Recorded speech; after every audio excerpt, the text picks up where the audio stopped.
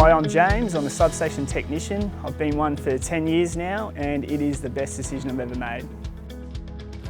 When I was a young fella, I wanted a job that was hands-on, got problem solving and just got some good challenges. So yeah, subs is the place to be for me. For me, this job has always been about the variety. It's like the spice of life and every day we're doing something different. When the storms hit, although we're not outside like fixing all the power and stuff, we are the guys that flick the switch on to get the power back flowing again. So basically we are the unsung heroes.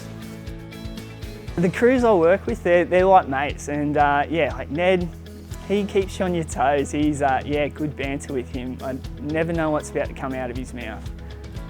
Yeah, it's one of the best things, the guys I work with.